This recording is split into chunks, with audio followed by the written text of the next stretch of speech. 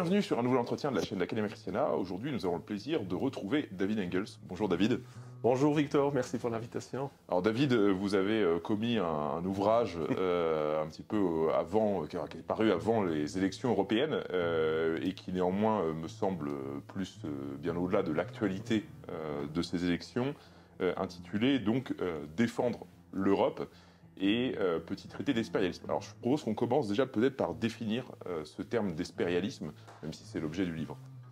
Oui, tout à fait. Donc, en effet, j'ai un peu triché sur ce livre parce qu'on m'avait demandé de faire un livre sur, au sujet des élections qui allaient venir, et moi, ça me semblait être un peu beaucoup trop limité maintenant de parler des petits enjeux de tel et tel parti, de tel et tel pays européen. Donc, j'ai plutôt préféré faire quelque chose de plus fondamental pour aussi présenter finalement aux lecteurs du moins ma vision sur les grands enjeux de notre civilisation, de notre continent.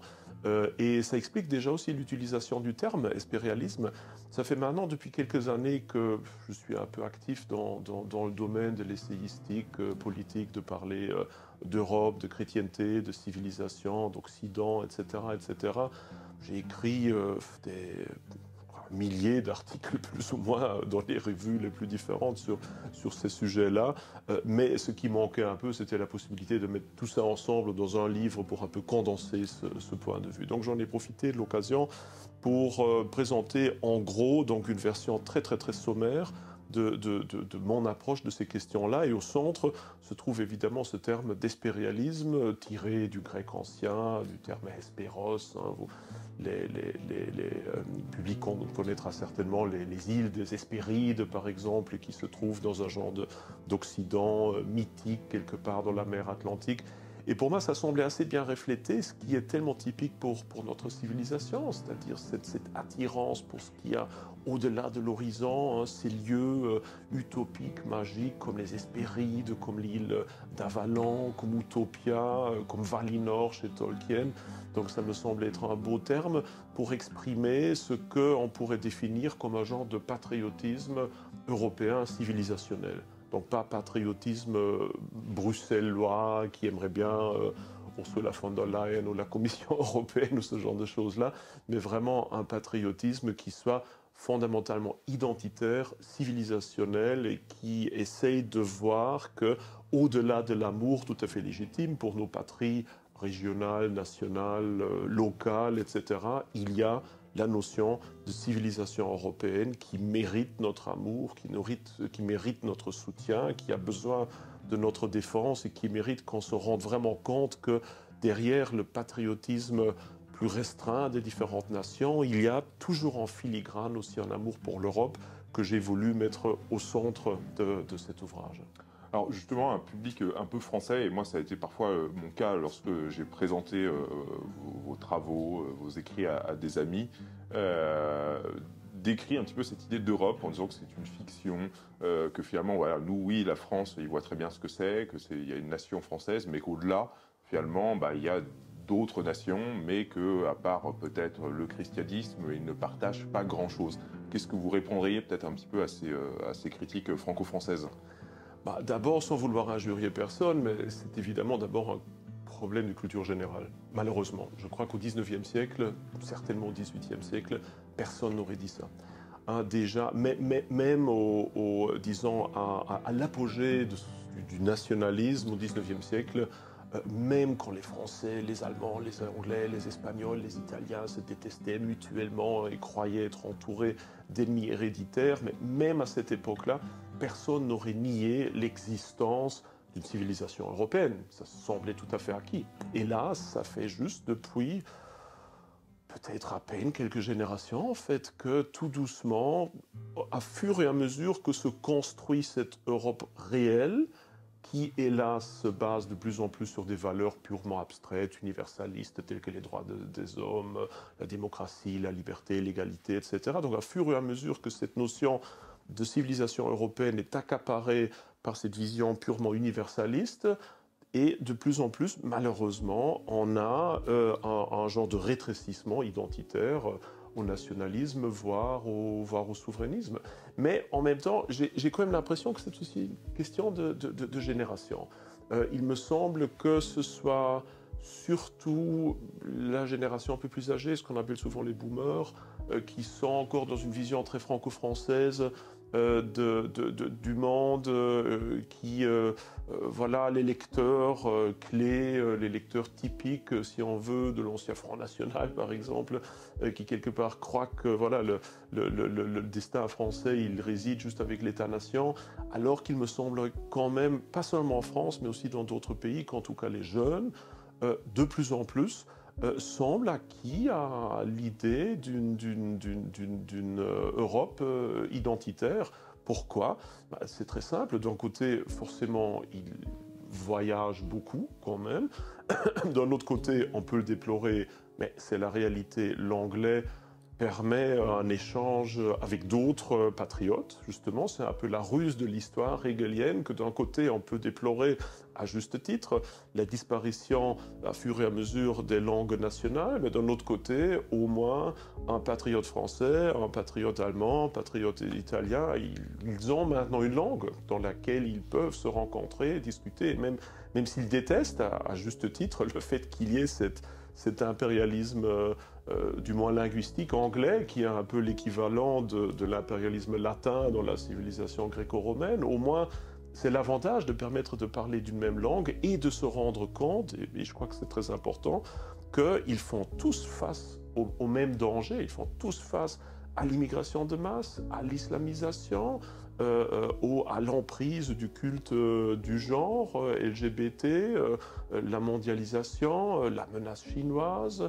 migration de masse, la technocratie, tous se rendent, la désindustrialisation, la trahison des élites, tous se rendent compte désormais qu'ils font face au même problème et qu'au fond, la solution, elle ne peut plus venir de l'État-nation. Le danger est trop grand. Il faut que les jeunes patriotes français s'allient avec les jeunes patriotes allemands, italiens, espagnols, anglais, polonais, pour faire face à ce même danger. On a bien vu d'ailleurs, comme petite parenthèse, que le fait de sortir de l'Union européenne, de retourner à l'État-nation, on l'a vu avec le Brexit que, in fine, ça n'a changé absolument rien à la situation anglaise, vu que ça n'a pas été accompagné d'un remplacement des élites.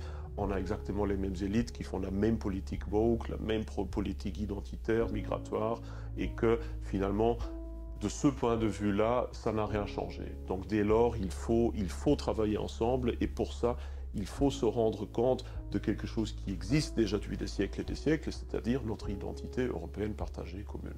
Alors, on va dans un moment redéfinir justement cette identité européenne telle que vous la définissez dans le livre, mais avant cela, justement, je rebondis tout de suite sur cette idée de solution qui n'est pas l'État-nation, parce qu'en France, c'est pas forcément quelque chose de très communément admis.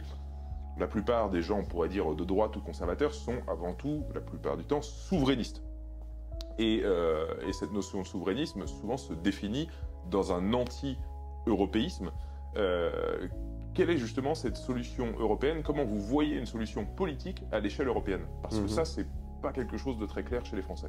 Oui, tout à fait. Alors, tout d'abord, je partage l'anti-européisme. Moi-même, je suis absolument anti-européiste aussi. Si on entend par européisme, justement, les institutions de l'Union européenne telles qu'elles existent actuellement. Alors moi, je suis tout à fait d'accord que l'Union européenne telle qu'elle existe en réalité aujourd'hui, et surtout l'idéologie qui l'anime, c'est le pire ennemi de la véritable identité européenne. Là, on se comprend très très bien. J'ai aussi une certaine compréhension pour les souverainistes. C'est relativement logique que dans la situation actuelle, ce soit la position par défaut qui est la position d'opposition, disons, la plus logique. Mais de mon point de vue, elle est évidemment absolument déficitaire. D'abord parce que, et nous ne nous voilons pas la face, l'État-nation standard européen n'a plus aucun poids mondial. Et ça compte même pour la France et même l'Allemagne, je dirais. Quand vous comparez le poids de la France, de l'Allemagne, de la Pologne, de l'Italie... Alors souvent, juste l'argument des souverainistes, c'est de dire c'est en quittant l'Union européenne qu'on pourra retrouver du poids. Oui, ce qui est évidemment une illusion. D'abord, on le voit avec l'Angleterre, dont le poids n'est certainement pas plus grand. Et puis, je veux dire, les gros problèmes ne disparaîtront pas tels quels. La démographie, par exemple, problème démographique, on ne va pas avoir maintenant une hausse démographique de 40 millions en 2 ans, quoi. Le problème migratoire, le problème de la désindustrialisation, tout ça, ça prendra énormément de temps. Et tout ça ne peut plus se faire dans le contexte actuel contre les voisins, car nos économies sont tellement intrinsèquement liées les unes avec les autres, que reconstruire sans l'accès aux ressources naturelles, sans l'industrie en question, sans le savoir-faire, etc., juste pour un État-nation qui est déjà en tant que tel absolument chaotique et déchiré dans un état de pré-guerre civile, un genre d'État qui pourrait, à 66 millions d'habitants, rivaliser d'une manière ou d'une autre avec plus d'1 milliard de Chinois, ça me semble absolument absurde. La situation est telle que nous devons coopérer avec les autres, mais justement pas, et c'est là que j'arrive à la réponse, pas selon les paramètres de l'Union européenne actuelle, parce qu'elle est, pour faire très facile, l'Union européenne actuelle, elle est extrêmement faible vers l'extérieur. Elle ne protège pas l'Europe, elle ne protège même pas nos frontières, il n'y a pas de défense commune, il n'y a pas vraiment d'accès aux ressources stratégiques absolument nécessaires pour notre survie, telles que les métaux et les terres rares, le pétrole, tout ce qu'on peut dire. On est absolument dépendant. L'Union européenne ne fait absolument rien d'un point de vue politique pour nous assurer cet accès-là. Donc, bref, on est faible vers l'extérieur, contrairement aux Chinois, contrairement aux Russes, contrairement aux Américains, contrairement même aux Indiens et aux Brésiliens. Mais cette Union européenne, vers l'intérieur, elle devient de plus en plus autoritaire. Hein, on a une Union européenne qui est impotente de défendre notre civilisation, mais qui est tout à fait capable d'obliger les États-nations à remplacer les capsules librement tournables par des capsules fixées. Là, ça, on sait le faire. Apparemment, pour ça, il y a la possibilité, les ressources, les moyens de pression, mais pas pour défendre nos frontières. Et donc, il faut tourner sa sens dessus. Il faut très clairement définir quelles sont les compétences nécessaires à la défense de notre civilisation en tant que telle, hein, des compétences que l'État-nation, à lui tout seul, ne sait plus, dans l'état actuel du multilatéralisme, résoudre, et en effet attribuer cela à l'Union européenne. Et pour tout le reste, il faut avoir une aussi grande subsidiarité et liberté vers l'intérieur que possible. C'est pour ça que j'amène toujours cet exemple du Sacrum Imperium, hein, du Saint-Empire romain, qui a juste reçu la tribu germanique au XVIe siècle, donc qui a été justement un empire supranational, chrétien, extrêmement libre vers l'intérieur, où vous aviez une foule de différentes cités, de duchés, d'évêchés, de princes-évêchés, etc., avec un centre impérial relativement faible par rapport à ses constituantes, et c'est exactement ça qu'il nous faut, mais qui avait la possibilité, dès que l'Empire est menacé, de le défendre d'un point de vue commun, et d'assurer, disons, un minimum les normes juridiques qui permettaient à ces différentes constituantes de travailler les unes avec les autres. C'est un peu ça. En gros, je vais un peu plus dans les détails dans l'ouvrage, mais en gros, l'idée, il faut une Europe qui nous défende à l'extérieur et qui nous laisse notre liberté à l'intérieur, au lieu de ce qu'on a actuellement qui fait exactement le contraire. Alors, moi, ce qui m'a particulièrement marqué aussi dans le livre, c'est vous parlez en fait de cette manière d'une réforme en fait des institutions européennes, parce que vous dites que si on quittait ces institutions, le temps nécessaire à les reconstruire, sachant qu'on a mis du temps pour les quitter et les chasser, rendrait l'exercice beaucoup plus difficile. Oui, ça c'est évidemment juste une réflexion de réel politique. Hein. Si on vivait maintenant dans un autre monde, je serais le premier à dire dissolvons le tout et on va reconstituer à notre aise. Mais on n'a pas ce temps-là. On est menacé de partout, de l'extérieur et de l'intérieur. Et il faut dire aussi très clairement que l'influence des Chinois, des Russes, des Américains, des Qataris sur certains États-nations devient de plus en plus grande. Donc actuellement, il y a des pays qui peuvent être achetés littéralement par les Chinois, par les Américains ou pour qui que ce soit. Donc si maintenant on remet le tout, finalement on retourne au status quo d'avant les années 50, je ne sais même pas, je ne crois pas que humainement on pourrait, dans les temps qui nous sont impartis, construire quelque chose de nouveau. Parce qu'on aura ça, les Luxembourgeois ne sont pas d'accord, là les Polonais diront non, là les Français diront non, donc on ne trouvera jamais quelque chose. Donc d'un point de vue, disons, purement réaliste, je crois que réformer ces institutions sera, je crois, plus facilement faisable que remettre tout à zéro. Mais bon, réformer, comment réformer? Alors là, je rassure d'emblée, malheureusement, l'auditeur, je ne crois pas en la possibilité d'une réforme organique de ces structures. Je veux dire, actuellement, l'élite qui dirige l'Union européenne, et qui est la même qui dirige les États-nations, qu'il ne faut pas oublier, on n'a pas deux élites là, on a exactement la même. Madame von der Leyen est une politicienne très influente en Allemagne, le président Macron est quelque chose qui est très influent sur le Parlement, sur le point de vue, enfin sur le podium européen. Donc quand on parle d'élite bruxelloise, au fond c'est un peu faux, c'est vraiment les mêmes élites qui nous étranglent dans les États-nations, qui dominent actuellement l'Union européenne. Donc ce qu'il faut faire, évidemment, c'est espérer en un changement d'élite et d'espérer que de plus en plus d'États-nations puissent en effet élire des gouvernements qui seraient des gouvernements de droite, des gouvernements patriotiques qui rejoindraient cela. Et d'un autre côté, je ne dirais pas espérer, mais parce que ce serait un peu cynique, mais en tout cas s'attendre à ce que la déstabilisation actuelle de la France et de l'Allemagne par la crise économique, la crise identitaire, la crise culturelle, la crise militaire, la crise financière, etc., créera une situation d'instabilité assez grande pour, de toute façon, permettre un changement de gouvernement, que ce soit d'une manière pacifique, que ce soit comme il faut le craindre pour des parties de la France, en tout cas de manière plutôt, disons, corsée et forte. Ça, c'est l'histoire qui nous montrera. Alors, je pense que ce qui est au cœur vraiment intellectuel de cet ouvrage, c'est d'une part une certaine définition de la civilisation européenne, adossée à une lecture de l'histoire qui est à la fois, en fait, dans le fond, assez personnel, puisque vous vous appuyez sur Spengler, il y a une inspiration hegelienne, mais finalement que vous avez transformé, enfin vous l'avez en tout cas réformé d'une certaine manière. Alors déjà, peut-être parce qu'en France, Olaf Spengler est peu connu, est-ce qu'on peut déjà essayer de donner votre définition, qui s'appuie sur celle de Spengler, de la civilisation européenne?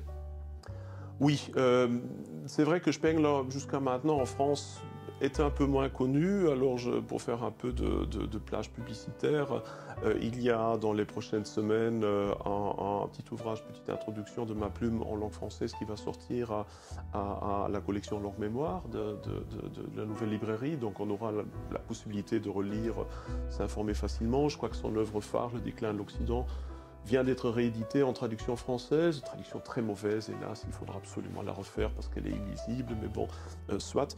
Alors, Spengler distingue l'existence de différentes civilisations qui forment finalement l'histoire mondiale et qui auraient une évolution en gros parallèle, pas dans le temps, mais en tout cas dans les formes. Voilà, en ce qui concerne la civilisation européenne, selon Spengler, chacune de ces civilisations-là a une vision très particulière, unique, mentale, pour ainsi dire archétypale du monde, de Dieu, de l'humain, des choses qu'on peut partager peut-être avec beaucoup d'efforts, mais qu'on ne peut pas nécessairement mélanger, dans le sens que, voilà, vous ne pouvez pas mélanger la langue chinoise avec la langue latine, ça ne va pas, c'est pas possible. Vous pouvez peut-être mélanger un peu l'italien et l'espagnol, bref, enfin, je veux dire, organiquement, il y a des langues qui peuvent s'influencer mutuellement, mais de fait, il y a des langues qui sont beaucoup trop lointaines pour pouvoir le faire, et la même chose est valable pour les grandes civilisations. Elles peuvent très difficilement se comprendre parce qu'elles ont cet archétype. Alors pour nous, c'est pour ça aussi que je vois dans la civilisation européenne non pas le simple résultat additif des différentes strates de son passé, comme les gens qui vont dire, voilà, la civilisation européenne, c'est la combinaison de Jérusalem, Athènes, Rome, des choses de ce style-là. C'est pas faux, parce que c'est nos racines, donc c'est tout à fait vrai qu'on s'inspire forcément du judaïsme, de la civilisation grecque, de l'Empire romain, du christianisme évidemment, et surtout, mais cette civilisation européenne, selon moi, en tout cas, et Spengler, elle naît véritablement à la fin de l'Antiquité tardive, avec Charlemagne, avec les Ottoniens, quand il y a ce renouvellement impérial, combiné avec la définition d'un christianisme romain de plus en plus différencié du christianisme orthodoxe, byzantin, oriental. C'est vraiment ça, le moment de naissance de la civilisation européenne, qui est organisée autour d'un archétype assez particulier, et qui est ce qu'on a appelé, Spengler n'était pas le premier d'ailleurs à utiliser ce mot, l'instinct ou l'élan faustien, de par le docteur Faust, cette célèbre histoire du Moyen-Âge, traduite en beaucoup de langues, et qui à la limite est autant un archétype important que fut le roi Arthur par exemple. Et donc le mythe ou l'histoire de ce docteur Faust renvoie à cette caractéristique typiquement européenne de vouloir justement dépasser toutes les bornes, de vouloir voir ce qui est derrière l'horizon, de pouvoir dépasser toutes les limites d'une manière que les Grecs auraient appelé hybris, très certainement, mais qui fait partie de nos racines. Alors je sais bien qu'on peut le critiquer, et d'ailleurs la plupart des autres civilisations nous critiquent jusqu'à aujourd'hui pour cette démesure qui est typiquement européenne, et que les Américains ont évidemment encore décuplé à un niveau tout à fait presque pervers, si on veut, mais qui montre évidemment très bien que des cathédrales gothiques au gratte-ciel aujourd'hui, on est dans la même civilisation. Mais ça annonce déjà l'autre point dont vous parliez, c'est-à-dire que la civilisation européenne, tout comme toutes les autres grandes civilisations, ont une histoire qui est rythmée, si vous voulez, par un genre de dialectique historique assez logique, si on veut, qui fait en sorte que cette civilisation, d'abord, elle est définie par son rapport à la transcendance, par la volonté de vénérer Dieu, de voir Dieu comme élément suprême, qui se reflète dans la nature, qui se reflète dans l'âme humaine, qui se reflète dans les institutions, etc. Donc de fonder cette civilisation européenne sur la transcendance.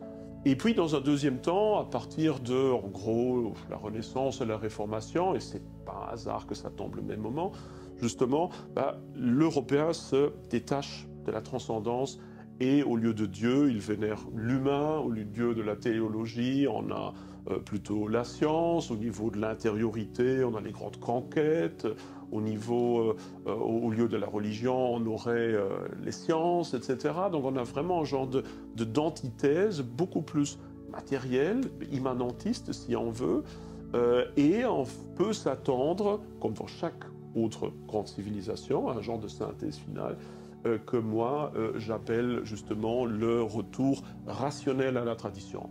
Si la thèse c'est la tradition, si l'antithèse c'est la raison dans le sens des Lumières, l'antithèse serait justement le retour rationnel, volontaire, volontariste même à la tradition. Et voilà ce qui me distingue très fortement de Spengler et de Hegel, même s'il m'inspire forcément, parce que Spengler il a une vision purement vitaliste et esthéticienne, esthétique, nietzschéenne de l'histoire. Il n'y a pas vraiment de transcendance pour lui, alors que chez moi, c'est justement le rapport à la transcendance qui est au centre. Et pour Hegel, justement, ces différentes étapes de la transcendance sont ancrées dans une vision linéaire, téléologique aussi de l'histoire, alors que chez moi, très clairement, évidemment, le rapport à la transcendance est crucial. Le fait de se détacher de la transcendance a un caractère certes héroïque, tragique si on veut, mais reste quand même, disons, inférieur à ce stade initial. Et pour moi aussi, il faut le dire, je veux être honnête de ce point de vue-là, le retour rationnel à la transcendance est aussi le stade final d'une civilisation. C'est un retour qui est opéré non seulement par la foi, mais aussi par la raison, et qui est le point final dans l'histoire de chaque civilisation. Mais alors ça pose la question, ce point final, d'à la fois d'être un accomplissement, oui, et en même temps d'être la mort. Tout à fait, exactement. Malheureusement, c'est comme ça qu'il faut le dire, et je sais bien que Voilà, je préférerais dire évidemment quelque chose de plus gai finalement dans ce genre d'interview. Mais oui, quand on regarde l'histoire de toutes les grandes civilisations, chacune a connu ce point final, ce retour rationnel à la tradition, qui est un accomplissement, comme vous le dites, qui est nécessaire parce que c'est l'élément qui, d'un point de vue rétrospectif, définit tout le sens qu'aura eu cette civilisation pour l'histoire mondiale. C'est l'époque d'Auguste, par exemple, qui définit plus que chaque autre ce qu'est l'Antiquité, définit en rétrospective comment il faut voir cette civilisation, canonise ce qui va être transmis à d'autres, oublie, bannit des choses qui devront être oubliées. Donc c'est assez important dans l'économie aussi de chaque civilisation, et permet l'établissement alors d'un empire final qui est l'Empire romain, qui n'est pas une phase très créatrice, évidemment pas très créative de l'histoire de l'Antiquité, mais qui quand même a permis pendant quelques siècles de stabiliser, de canoniser, de faire survivre cette civilisation gréco-romaine fossilisante. Et je crois que, et bon, on peut paralléliser ça avec l'empire des Gupta chez les Indiens, avec les Ramessides en Égypte, avec la dynastie Han chez les Chinois, etc., etc. On a beaucoup d'autres exemples. Et je crois que c'est plus ou moins ce à quoi nous devons nous préparer et plus encore l'accepter. Parce que l'alternative, et l'alternative elle est là, c'est déjà la dissolution totale maintenant. C'est une possibilité réelle. Nous devons lutter à la limite pour au moins nous assurer à mettre ce point final, et c'est une action qui est à la fois, je crois, très mâle, très héroïque, et qui montre que nous, on a sur nos épaules un poids immense de responsabilité rétrospectif, parce que nous définirons, nous, dans les années, les décennies qui suivent, ce dont on va se souvenir quand on parlera d'Europe, et c'est nous qui définirons désormais ce que toutes les autres grandes civilisations qui viendront après nous vont retenir de nous aussi. Donc ce n'est pas un moment anodin dans l'histoire. On peut dire « Oh, une civilisation qui meurt, qui fossilise, quel dommage, je préfère ne pas y croire ». Mais au fond, la responsabilité pour cet acte est immense et n'est pas moindre que celle qu'avaient les Européens au 9e ou au 10e siècle quand ils ont construit la civilisation. C'est nous qui bouclons la boucle maintenant. Alors, c'est vrai que ça pose aussi cette question de la nécessité historique parfois qu'on retrouve chez Hegel, parce que quand on lit votre exposé, et c'est évidemment pas du tout ce que vous dites, mais on a l'impression finalement que tout ça est logique, que c'est d'une certaine manière inéluctable. C'est-à-dire qu'en gros, le déclin conduit nécessairement à cette période de synthèse où justement le retour à la transcendance ne peut pas ne pas se faire. Et comment est-ce que justement vous nuanceriez cette dimension à la fois de la nécessité de l'histoire et des alternatives en quelque sorte? Qu'est-ce qui pourrait se faire si justement ce destin n'est pas nécessaire? Je crois dans une certaine mécanique de l'histoire. Je crois que cette évolution-là, elle est inéluctable, mais ça ne veut pas dire que nous ne devons pas nous battre pour. Ça sonne peut-être paradoxal d'un certain point de vue, mais à la limite, ça renvoie aussi à la question de la liberté de l'individu. Moi, je suis convaincu d'un côté que nous avons, d'un certain point de vue en tout cas, une très grande liberté d'action en tant qu'individu, mais d'un autre côté, tout est écrit. Parce que Dieu est omniscient. Pour Dieu, il n'y a pas de temps, il n'y a pas d'espace. Pour Dieu, tout est en même temps. Dieu sait déjà tout, il sait déjà tout ce qu'on va faire. Mais ça ne nous enlève pas, nous qui vivons dans le temps, dans l'espace, qui ne voyons que notre moment précis, notre responsabilité pour nos actes futurs, alors que le destin a déjà écrit. Ce n'est pas une contradiction, c'est une question de point de vue finalement, parce que le point de vue de Dieu sur l'histoire est un autre que le nôtre. Et on pourrait dire, sans vouloir que ça sonne un peu trop arrogant, que le point de vue de l'individu qui doit agir politiquement est un peu autre que celui de l'historien qui rétrospectivement comprend que c'était inéluctable, si on veut. Mais oui, je crois, et si je me mets donc à la place maintenant de notre histoire actuelle, la bataille, elle est réelle, elle n'est pas factice. Nous avons contre nous les forces de la dissolution. Nous avons contre nous les wokistes qui veulent en effet de détruire ce qui reste encore de l'Europe, qui veulent tout dissoudre, qui d'ailleurs ne sont pas seulement mouvements politiques, mais je crois aussi moral. Il y a en effet beaucoup d'éléments dans l'idéologie wokiste qui ne sont pas seulement politiquement fausses, mais qui sont moralement mal, j'en suis persuadé, qui sont mauvaises. Donc notre responsabilité, elle est là. Mais en même temps, il me reste la confiance de me dire que, d'une manière ou d'une autre, on va arriver à ce moment. Maintenant, il y a, je veux dire, l'histoire est ouverte dans ce sens-là que, quand vous regardez l'Empire romain, ce qu'Auguste a mis sur pied, du moins dans l'Empire romain d'Occident, c'est presque maintenu pendant un demi-millénaire, parce que les fondations étaient très bonnes. Maintenant, vous avez d'autres civilisations qui, une fois atteints ce stade-là, survivent 3-4 générations. Donc, je veux dire, ça dépend évidemment des ennemis autour, ça dépend de la stabilité qu'on donne à cela. Donc, il y a une certaine ouverture, mais sur le principe, je suis assez sûr, et d'ailleurs, j'en vois déjà les germes autour de nous, cette notion de retour rationnel à la tradition.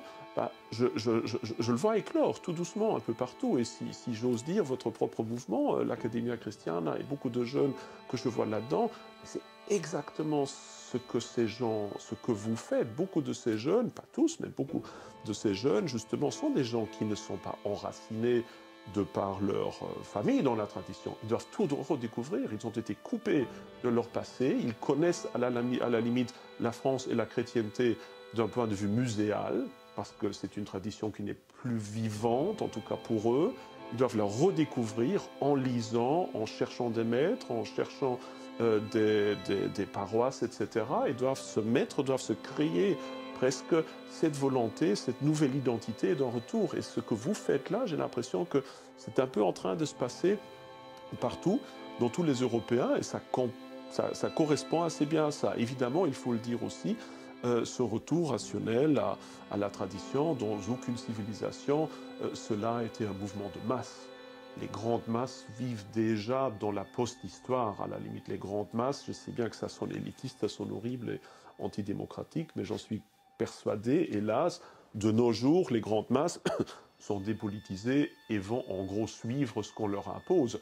Ça n'a pas toujours été comme ça. Justement, dans les temps de notre histoire qui étaient non démocratiques, le 15e, le 16e siècle, vous aviez des masses, des gens simples qui se sont battus jusqu'à la mort pour certaines idées.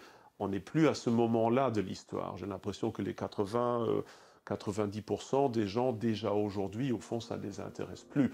Donc finalement, ce retour à la tradition, ça va être un petit mouvement d'élite, tout comme le wokisme l'est aussi. Et c'est vraiment, finalement, ces deux-là, un peu comme le bon et le mauvais ange, qui là sont en train de se disputer, si on veut, l'allégeance de ce corps civilisationnel ou de ce qui en reste.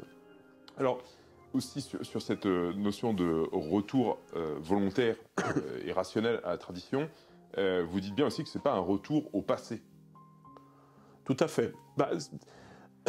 Disons, hélas, le passé du Moyen-Âge, surtout qui correspond à cette phase de transcendance de la civilisation européenne, et qui trouve son équivalent, par exemple, dans la phase pré-classique chez les Grecs, hein, dans l'état aristocratique avant l'avènement de ce qu'on peut appeler l'humanisme ou la démocratie en Athènes autour de 500, hein, ou qui correspondrait par exemple en Chine aux dynasties des Shang et des Zhou occidentaux avant le début de la phase de printemps et d'automne, etc. Donc chaque civilisation a une première phase de transcendance, et durant cette phase-là, l'accès à Dieu, il est traditionnel, il est sans alternative. Il n'y a pas, ou disons relativement peu de doute.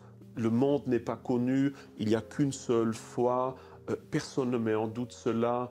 Les institutions religieuses, politiques, familiales, sociales, tout fait partie d'un même. Donc c'est une société absolument holistique où il n'y a même pas de religion. À la limite, cette notion même de religion, telle que nous l'avons aujourd'hui, elle est artificielle parce qu'elle est produite par un point de vue des Lumières où la religion devient un choix quelque part un élément privé qu'on accepte ou qu'on n'accepte pas, alors que là, on parle d'une période où la religion, elle est partout, tout comme la politique, elle est nulle part, si on veut.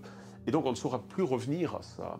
Même si on le voudrait, personnellement, je n'aurais, enfin, ce serait quelque chose que j'appellerais certainement de mes voeux, mais ce passé-là, il est parti. Nous avons perdu notre innocence de ce point de vue-là par tous les choix que nous avons faits. Et donc, si nous voulons revenir à ça, c'est d'une manière rationnelle parce que nous optons pour la tradition, parce qu'on voit que l'alternative à la tradition nous a menés au désastre. Mais avec ça, nous restons des gens modernes, parce que les gens au Moyen-Âge, ils n'avaient pas ce choix. Ils ne pouvaient pas dire j'accepte la foi romaine ou chrétienne romaine ou pas. C'était logique, il n'y avait pas d'alternative. Donc c'est aussi ça qui, de mon point de vue, distingue un peu mon approche de la notion de synthèse chez Hegel, et en même temps la confirme aussi, parce que d'un point de vue, c'est une véritable synthèse. Nous aurons une synthèse entre la tradition et la raison par le choix rationnel par la tradition. Donc d'un côté, on peut dire c'est peut-être supérieur à la tradition initiale, parce que nous ne subissons plus cette tradition, mais nous la choisissons consciemment, ce qui est quelque chose que le paysan médiéval n'avait même pas la possibilité de le faire. Mais d'un autre côté, il y aura toujours dans ce choix-là un petit côté artificiel, si on veut. Et c'est fort tragique. Et je crois que ça définit aussi la tragédie de l'homme, justement, conservateur, même si je n'aime pas trop ce terme-là de nos jours, parce que nous restons des hommes modernes, quelque part. Et c'est pour ça aussi que je crois qu'après ce retour aux origines, ce ne sera pas un renouveau. On ne peut pas aller au-delà que de revenir rationnellement à la tradition. C'est pour ça que c'est aussi la fin. Quels seraient pour vous les acquis indépassables de la modernité ? Ça, c'est une excellente question. Je crois que la notion, surtout de technologie, est quelque chose dont on ne va pas se défaire. On va pas balancer les sciences. On ne va pas nier certains acquis par exemple, de notre vision historique. Je veux dire, on sait désormais que la Terre tourne autour du Soleil, par exemple. Ce serait plus sympa de vivre dans une époque où on a vraiment une vision tout à fait centrée sur l'être humain, de se dire tout tourne autour de nous. Nous ne pouvons plus faire ça. Nous savons que ce n'est pas le cas. Bon, on peut évidemment dire abstraitement, au fond, peu importe, parce que voilà, nous avons notre âme, nous avons notre proximité à Dieu, peu importe qui tourne autour de quoi. Mais voilà, c'est quelque chose qui nous oblige à une certaine abstraction. Je crois qu'il y a aussi disons, la réalité de la modernité avec sa civilisation de consommation, est quelque chose dont on ne va pas se défaire si rapidement.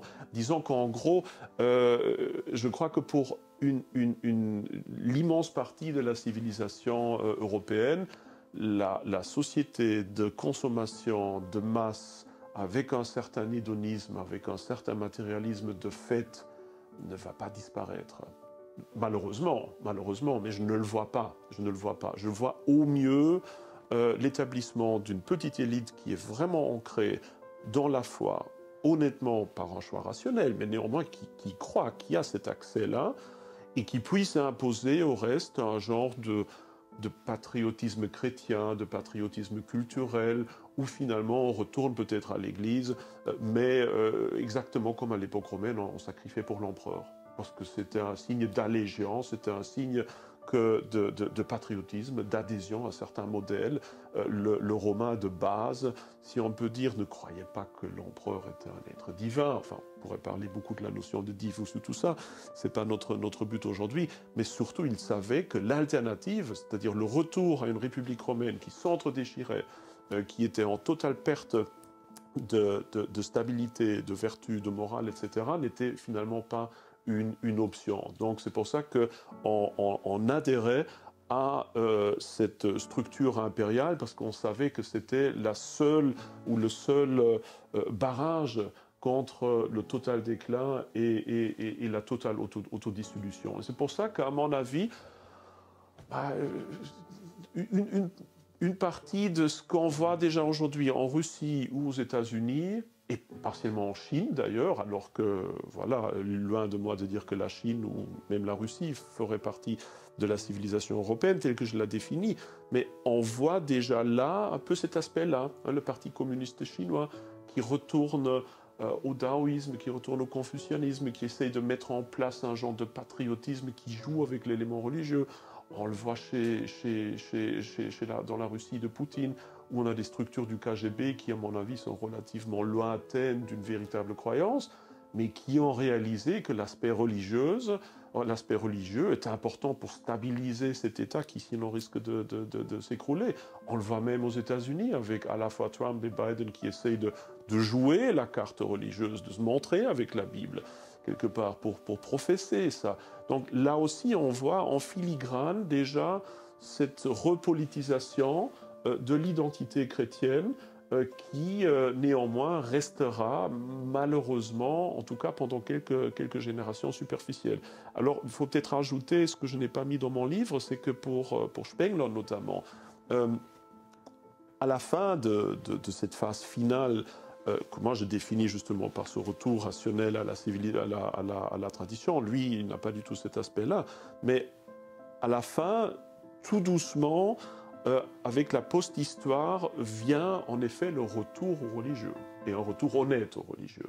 Ce ne sera pas encore le moment dans l'immédiat, mais quand on regarde à Rome, par exemple, on voit bien que voilà, la population romaine du 1er siècle avant ou après Jésus-Christ, elle reste en gros épicurienne, athée, exotique, etc.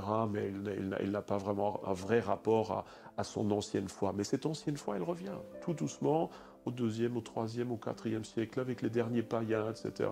De même, dans la Chine des Han, on a de plus en plus, on va se défaire de toute cette pensée critique, problématique des 100 écoles, et on va revenir de plus en plus à une religiosité plutôt traditionnaliste, donc en Égypte aussi, etc., etc. Donc je crois que, in fine, dans la civilisation européenne, une fois ce dernier stade fini, la fossilisation sera accompagnée d'un certain retour de la religion, mais ce ne sera plus une religion qui sera établie et ancrée dans cette dynamique civilisatoire qui est lancée avec les Carolingiens, avec les Ottoniens, et qui va traverser toute une série de stades relativement logiques au niveau de l'évolution de la théologie, de la philosophie, etc., mais qui va plutôt stagner d'un point de vue civilisationnel, ce qui là encore ne veut rien dire sur l'honnêteté, la possibilité pour l'être humain de croire lui-même. Ça, il faut peut-être bien l'ajouter aussi pour le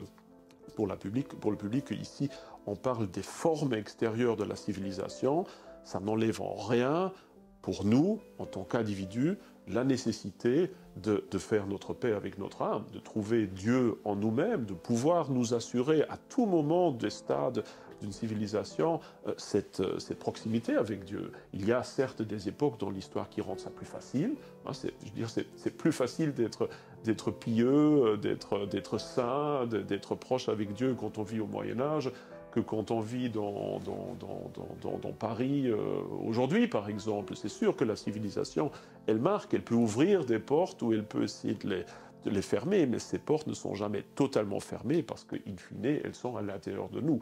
Donc nous avons, en dépit de tout ce que je viens de dire, au niveau de notre responsabilité individuelle, la responsabilité non pas pour notre civilisation, notre nation, notre village ou quoi que ce soit, mais au niveau de notre responsabilité pour nous, individuellement, toujours exactement cette même responsabilité de trouver Dieu ou pas. Ça, il faut peut-être l'ajouter pour ne pas que ça sonne maintenant trop comme si je voulais soumettre, disons, l'évolution de la religion à un développement civilisationnel. Les deux jouent forcément ensemble, mais ça n'enlève en rien notre responsabilité d'individu pour le salut de notre âme. Alors, aussi, une autre question par rapport à cette modernité. Je vais poser un peu deux questions en même temps, et puis vous y répondrez comme vous l'entendez. Est-ce que la dimension de l'individu, c'est-à-dire à la fois la propriété privée, même la sphère privée, voilà, est quelque chose que vous considérez comme un indépassable de l'humanité? Et deuxième question, très, très différente, mais voilà, pour anticiper un petit peu, vous avez parlé donc de cette transcendance et qui est très longuement définie dans le livre. Est-ce que vous pourriez dire aussi un mot justement de ce que vous entendez par cette notion de transcendance? D'accord. Ben, pour répondre à la première question, elle est déjà, elle continue un peu la question que vous aviez posée initiale, enfin, il y a quelque temps sur les acquis du monde moderne, la sphère privée. Et en effet, il faut se poser la question si ce qu'on appelle la libération de la femme, notamment son intégration dans le monde du travail, le fait de vivre dans une vision, disons, très égalitaire des sexes, à mon avis, c'est quelque chose qui ne va pas disparaître, pas immédiatement en tout cas. Peut-être à fur et à mesure d'une certaine simplification et primitivisation de notre civilisation, on aura peut-être de nouveau un retour à des structures sociales, disons, plus simple et probablement plus patriarcal, c'est possible. Mais là, dans l'immédiat, à mon avis, on restera fort dans la même chose. D'ailleurs, petit exemple de ce point de vue-là, qui est très, très parlant. Quand vous regardez Auguste, par exemple, il essaye de mettre en place justement les lois juliennes sur la morale. Donc il essaye de rétablir le mariage, il essaye de rendre plus difficile le divorce, il essaye de mettre en place des structures pour obliger les Romains d'avoir des enfants, en disant, voilà, si vous voulez accéder à des fonctions publiques, il faut avoir au minimum 2, 3, 4 enfants. Donc il veut vraiment essayer de stopper aussi cette chute de la natalité, surtout des Romains de souche qu'on connaît à Rome et qu'on connaît aujourd'hui. Et on voit malheureusement que la population romaine, elle a accepté l'Empire, en tout cas ce compromis curieux qu'est le Principat. Elle a accepté d'abandonner une partie de ses droits de participation politique qui de toute façon ne voulaient plus dire grand-chose dans le cadre de ce régime sénatorial. Ils ont accepté le culte impérial. Tout ça, ils l'ont avalé. Mais ça, le fait de revenir à une vision plus morale de la vie familiale, ça n'a pas fonctionné. Ça n'a pas du tout fonctionné, ça a échoué. Les contemporains se sont moqués d'Auguste ouvertement. On a tous les poèmes qui montrent très bien que voilà, on ne va pas se laisser dicter ce qu'on fait dans sa chambre à coucher, par exemple. Donc ça montre très bien, d'un côté, on a cette volonté traditionnaliste, rationnelle, de revenir à une certaine moralité plus traditionnaliste, mais ça ne fonctionne pas. Ça fonctionnera peut-être après quelques siècles, mais à ce moment-là, la vie à Rome, elle est tout simplement trop moderne. C'est pour ça qu'ici aussi, d'ailleurs une fois de plus, on voit les germes. Regardez la Hongrie, regardez la Pologne. Eux, ils ont essayé, ou ils essayent toujours, par des moyens financiers assez imposants, surtout en Hongrie, de relever un peu la courbe de la natalité en Hongrie.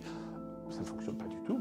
Hein. Bon, vous lirez parfois dans les médias qu'il y a une légère hausse de cela, mais quand vous regardez vraiment au long terme et quand vous voyez aussi de quelle partie de la population en Hongrie vient cette très légère hausse de la démographie, vous voyez très bien que tout ça ne fonctionne pas du tout. On est à 1, je ne sais pas, 2... 1,3 je crois en Hongrie, donc on est loin en dessous de tout ça, en dépit des moyens phénoménaux qui sont mis en place. Donc ça répond un peu à cette question de voir les acquis ou les fléaux de la modernité ne vont pas disparaître, en dépit d'une certaine façade vénérable et juste, et qu'il faut soutenir, mais qui ne va pas changer le cours global de la civilisation. Pour répondre à la deuxième question, quelle est la transcendance? Vous voyez aussi dans ce livre que j'utilise plutôt le terme de transcendance que de Dieu, d'ailleurs. Enfin, je parle aussi de Dieu, évidemment. Tout simplement parce qu'en tant qu'historien, en essayant d'ancrer cette approche-là de l'Europe civilisationnelle dans un certain comparatisme avec d'autres civilisations, bien le mot Dieu est évidemment compris d'un point de vue, quand on lit, très chrétien, et moi je voulais inscrire ça dans un cadre plus grand. Mais évidemment, pour moi, Dieu et la transcendance, ce sont des synonymes.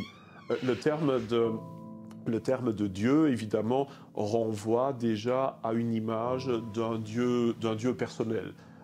Alors que la transcendance, on est dans un registre ontologique un peu supérieur, c'est-à-dire Dieu, c'est la face que la transcendance absolue nous montre, mais qui est un peu restrictive, c'est-à-dire vu de nous, en effet, la transcendance, elle nous regarde en tant que Dieu, mais pris dans l'absolu, c'est une face, mais qui ne remplit pas totalement la définition, c'est-à-dire la transcendance, ou Dieu tel qu'il est réellement dans l'absolu, est beaucoup plus grand que tout ce qu'on pourrait décrire quelque part. Et donc, pour moi, qu'est la transcendance? La transcendance, c'est le principe absolu de l'un qui est absolument détaché de tous les critères qu'on pourrait même utiliser pour le décrire, qui est encore au-delà de toute distinction, qui est même au-delà de la distinction entre être et non-être, parce qu'il est au-delà de tout, quelque part. Déjà, quand on parle d'être, de non-être, on impose déjà une notion un peu binaire qui aurait tendance à réduire Dieu à faire un choix et à se restreindre. Dieu est encore au-delà de ça. Dieu est vraiment le principe absolu qui est dans tout, sans s'y résoudre, sans s'y restreindre, qui crée le monde parce que c'est dans son être d'être illimité, d'être éternel, d'être partout. Donc forcément le monde dans son existence est quelque chose qui doit exister parce que c'est une possibilité, et parce que Dieu rend toutes les possibilités possibles, sinon il serait restreint évidemment dans son être, mais qui est même au-delà aussi des catégories de temps et d'espace. Donc c'est l'absolu en tant que tel qui évidemment alors peut être compris par notre petite possibilité d'être humain, par des termes tels que ce qui est absolument beau, de ce qui est absolument un, de ce qui est absolument juste, de ce qui est absolument bon, sans que ces critères-là, maintenant, le décrivent d'une manière absolue. Et ce qui est intéressant, en tout cas dans ma vision des choses, et qui correspond évidemment à l'enseignement chrétien, c'est aussi le fait que nous sommes, en tant qu'êtres de la matière, qui vivons dans ce monde, des créations de Dieu, et Dieu il est partout, tout ce qui existe quelque part ne peut exister que parce que Dieu le maintient, donc il y a une omniprésence de Dieu, mais beaucoup plus qu'évidemment dans un panthéisme, parce que le panthéisme c'est un peu un matérialisme un peu chic, alors que ma vision elle est de la transcendance, est telle que Dieu lui-même ne se restreint pas du tout à la création. Mais nous, ce qui nous distingue, en tout cas en tant qu'être humain, ce qui nous distingue justement aussi de tous les autres êtres, c'est notre possibilité de penser Dieu, de pouvoir même avoir cette idée. Aucun animal ne pourrait même penser Dieu. Nous pouvons le penser, nous pouvons essayer par la pensée de nous approcher. Bon, évidemment, vu que nous vivons ici, dans ce cadre très très très restreint, nous ne saurons jamais totalement comprendre Dieu, parce que sinon nous le serons nous-mêmes quelque part. Il ne peut y avoir qu'un seul transcendant absolu, donc nous pouvons que nous approcher de lui.